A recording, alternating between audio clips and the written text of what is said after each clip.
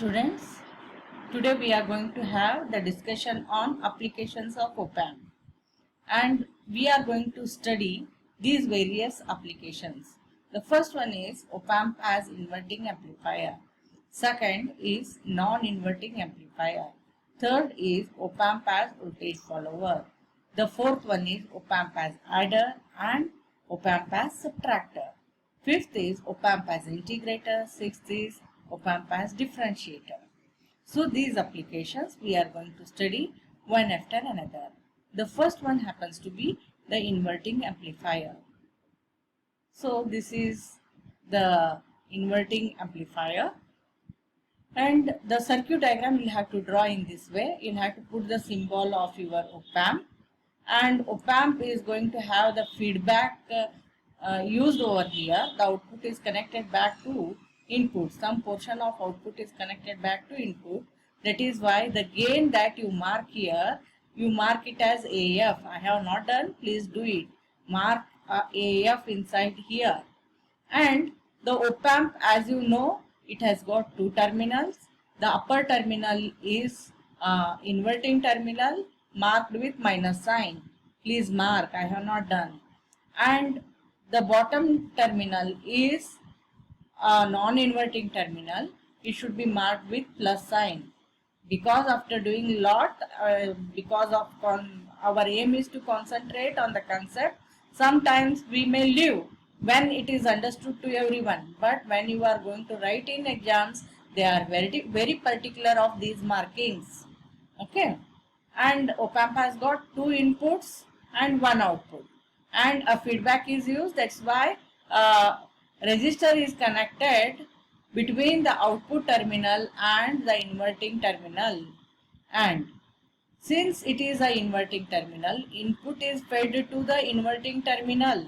Vin, the input voltage, is fed through a series resistance Ri, and the voltage is fed to the input terminal, that is the inverting terminal. Input is fed to inverting terminal. Then what about the non-inverting terminal which is having the positive marking? It should be grounded. Okay, this is all about the circuit arrangement. Now I am going to tell you few facts that you will have to remember all the time. The first one is, because of the virtual ground concept, which is not there in your syllabus, but just remember that because of the virtual ground concept, the two terminals are having the same potential. Okay, first remember this one. And the second parameter is op-amp is going to have high input resistance. That is why it is not going to allow any current inside it. The current that is entering at the input terminal, it is equal. Okay, remember. And here, what is the current entering here? It is going to split into two parts. The current that flows over here is marked as Ix, and Ix is going to enter inside the op-amp, which it is not going to allow because of high input resistance. So Ix is equal to 0. The first portion is Ix, the other portion is If, and we have marked it as If because it is going to flow in the feedback path. It is going to flow through the feedback resistance.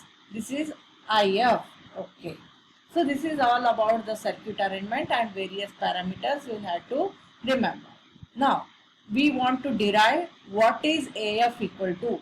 AF, we are going to derive it as the ratio of RF by RI inverted. Means we are going to derive AF equal to minus of RF by RI. We have to do the derivation of this one. So for that, the first step is II. Okay, input, when Vin is connected, current flows, and that input current is II. So this II, we know it is equal to Ix plus If. I have already explained why it is Ix plus If. Right, first step. Then the next step is why Ix is equal to 0. Okay, next step, write Ix is equal to 0. In the bracket, write the reason. What is the reason for Ix equal to 0? Because op-amp has high input resistance, it will not allow the flow of current through it. That is why Ix is 0. So in this, if you put Ix equal to 0, What is that you are going to have? II is equal to IF. That is why II equal to IF. Now find what is II, what is IF. What is II? II is this voltage across this divided by this resistance. What is the voltage here? This voltage minus this voltage. This voltage is V in, this side voltage is V1. V in minus V1 divided by Ri is II. Is II. So II is equal to V in minus V1 divided by Ri. Similarly, we have to substitute the value of IF. IF is here. IF is voltage drop across RF divided by RF. What is the voltage across this one? This voltage minus this voltage. This side voltage is V1. This side voltage is V0. V1 minus V0 divided by RF. So, V1 minus V0 divided by RF. Okay. And next, I have said you the virtual ground concept, because of which both the input terminals are having the same magnitude, same potential. So, V1 is equal to V2, but V2 is equal to 0. That is why we will have to mention that V1 which is equal to 0, as V2 is equal to 0, V1 is also 0. V1 is equal to V2 is equal to 0. We will have to mention. So, this V1 which is equal to 0, we are going to substitute back in this step, fourth step. So, what the fourth step is going to happen? V in minus 0 by R1. V in minus 0 is V in. So, we are going to have this as V in by Ri. V in by Ri. This side, substitute V1 equal to 0. You are going to have 0 minus V0 means minus V0.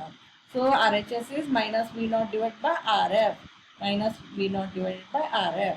Then, take both the voltages on one side. It will be V0 by V in.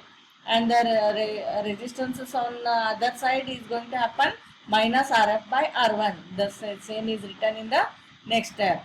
So, V0 by V in on one side, the other side is minus RF by Ri. To V0 by V in, what we call output by input is gain, and it is gain with feedback. Okay, that's why we are going to say that V0 by V in, which is equal to minus RF by Ri, is AF. So, what we have derived? AF is equal to minus RF by Ri. So, in case of inverting amplifier, gain is equal to minus times the ratio of RF by Ri. And also you should remember all the time that output V0 is equal to, take V in this side. V0 is equal to minus RF by Ri into V in. That also is many times wanted. These two steps are the end steps you need to remember about inverting amplifier. So, a minus in the final step of the derivation says that it is going to perform the inversion of the input. Inverted input is going to be the output. That's why minus is appearing in the inverting amplifier derivation. In case of non-inverting amplifier, this minus will not be appearing. That is what we are going to see when we start the analysis of non-inverting amplifier. Hope you have understood inverting amplifier. Nice.